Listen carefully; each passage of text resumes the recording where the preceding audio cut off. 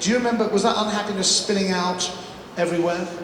Yes, that unhappiness came home almost every night. Yeah, it was really horrible and deeply painful time for George, and I imagine for everybody else. I seem to remember at one point or another, Ringo left the Beatles, then George left the Beatles, and then they persuade each other to come back in, and you know, it was cracking at the seams, actually. It really was. And then Abbey Road, at least, they came back together and they made an effort to do it. I think the clues were there that that was the end. I mean, the fact that the last song was called The End, I mean, hello, there was a clue there. Did you sense it, that, you know, that after they patched things up after that unhappy period early in the year, but could you sense that maybe this was going to be the swan song? I think so. It was just such a horrible period. It was horrible for everyone. And really, I felt that it would be best if they did just stop, you know, and stop being the Beatles. And I hoped that maybe they'd get back together once they'd sort of calmed down and, you know, reassessed what was going on. Because, you know, there was huge anxiety and anger, I suppose, and creative frustration. None of them sort of seemed to understand each other in the way that they did previously. And in a way, I guess the trouble was that in those days there wasn't the previous experience of, oh, you could take a hiatus for a year. In those days you had to put out 4 singles a year and 2 albums, so they didn't have any, there wasn't a notion of, well, we could take a year off and just see how we feel after a year. I think the feeling was more about each one individually wanting to do their own music without the others, without the influence of the others. I think this is probably what was happening. Though one of the first things that George did, of course, was that he lent a huge hand to Ringo. And even though Ringo was the oldest and George was the youngest, we got the feeling that George was like an older brother to Ringo and wanted to help him along on his solo career. Yes, he did. And I mean, they had at Apple, in the offices, they had a recording studio in the basement. And George just loved being in the studio and would work with Ringo and Doris Troy and Billy Preston and all sorts of people like this. He just loved it. George really started to enjoy being in the studio, just him and with other artists. How are you filling your time at that time? Because you were doing less and less modelling. So what filled up your days? What was keeping you happy? I can't remember. I don't know, I think I was probably doing quite a lot of gardening. But the thing is, at that time, George and I had bought this really enormous house. And so there was a lot to be done with the house. We had architects and interior decorators, but, you know, it all had to be coordinated in some way. So I was involved doing that. So did you spend a lot of time coming up with ideas for the decoration? Yes. And so on? Yes. What was that like? That must have been very enjoyable. It was. It was great fun, because I'd mix all sorts of colours together in a paint pot and put them on the wall, and we'd just decide which was the nicest colour for each room. And George and I both do that. It was great fun. And then the decorator would be able to mix up the same colour exactly that we'd created. So as all this is going on, when George and the split comes, then George goes into this incredible overdrive of recording a triple album, and I don't think in popular music there'd been a double album. Dylan had done Blonde on Blonde and the Beatles had done the White Album, but no one had done a triple album. It was an incredible experience. Do you remember much of the recording and the time of it? Because some of the folks came to the house. Yes, I do remember. I think Phil Spector was... Are we allowed to say Phil Spector? We are allowed to say Phil Spector. As long as he's not in the house. Duck!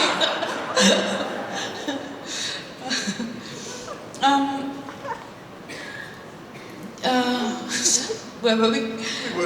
We were just ducking in case Phil Spector walked in. Yeah, no, we were talking about people coming to the house, because some of the recording, of course, was done at home.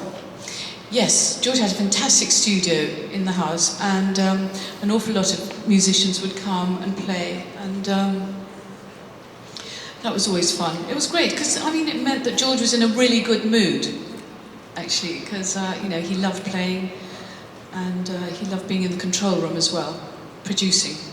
That was a conflict all the time for George, wasn't it? He loved playing and making music, writing, recording, but the fame part of it, that whole being in the limelight, that wasn't his cup of tea.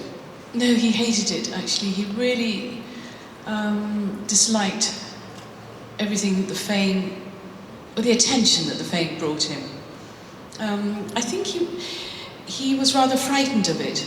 Actually, he was rather frightened of people approaching him. I think it went back to when when they were touring, and they had some sort of scary incidences as well. Anyway, George is much better off not being out. I mean, which meant that we didn't go out to restaurants or anything like that, because it becomes sort of irritating, to go out to dinner and sitting there having a nice dinner, and then somebody would recognise him. And then in the middle of a conversation, people want autographs, naturally, I suppose, because they get excited to see him. But it just disrupts everything. So it was much easier, really, to be at home.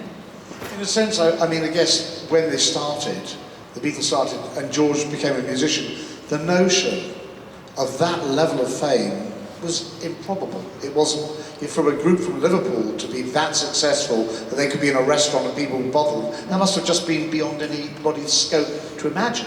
Yes, and I think, Martin, it seemed to happen in just a few years, didn't it? When they were suddenly spun into orbit and this huge fame and adoration and attention. And of course, they were still very young as well. I think we all forget how young they were. The thing when George decided to help and put something together for Bangladesh, and when George passed, I was interviewed a couple of times, and I was talking about, on television, about the fact that Bob Geldof, who did a wonderful job, in fact, we met at the same time when Bob Geldof played the Secret Policeman's Other Ball, and we met there with Eric. That's where we met. Okay. And Bob Geldof rightly got a lot of acclaim for all his work with Live Aid, and Live 8, and Band Aid and stuff like that. George did that 15, 16 years before, and I don't remember him getting the same accolades. He wasn't offered a knighthood like Bob Geldof, and yet George did that work before anybody else, and no one had organised anything as big as that before. No, they hadn't. It was, it was a first, actually. A concert of that size at Madison Square Garden, and all the money going to charity, going to India. No, it was remarkable what he achieved. And yet, there it was, George was using his fame, that obviously made him uncomfortable. He was using it to something that not to further himself. He was using it because the Bangladesh thing was something important to him. It probably was a bit of a conflict in that he knew there'd be more fame coming from doing it, and yet he did it. He organised it. That was the other thing. He was the one who called everybody up, didn't he? Yes, he had, he had a great feeling for the desperation of these poor people. And, he felt that he really wanted to do something.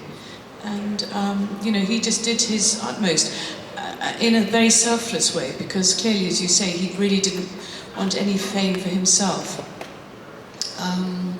But, it was a great achievement. And you're right, it was years before Live Aid.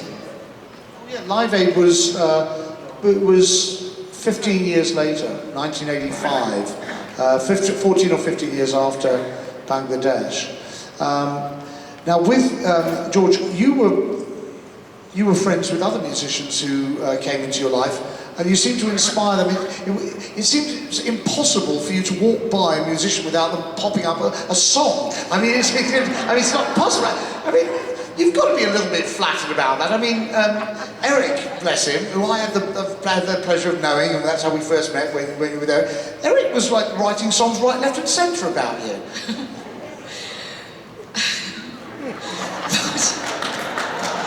What am I going to say? Yes, fantastic.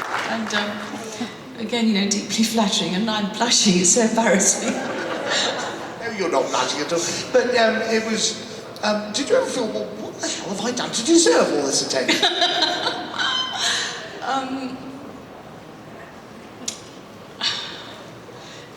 I couldn't see it that way. I just thought that, I knew that, I was feeling very loving and passionate towards Eric, and I think it was reciprocated. And being creative, I suppose this is a natural thing that comes out of creative people. You know, they are inspired. Now, I met your mum recently. She was the most delightful lady, and your sister Jenny. What would your mum say about, my gosh, my daughter's inspiring all these songs? I mean, your mum must have been really tickled pink as well. I don't think she really thinks like that. She's wondering why were they writing songs about me? And your sister Jenny inspired a song or two. Yes, Jennifer Juniper. What is it with these Boyd girls? They get all the best musicians inspired to write songs. That music world was so crazy, though. There was such a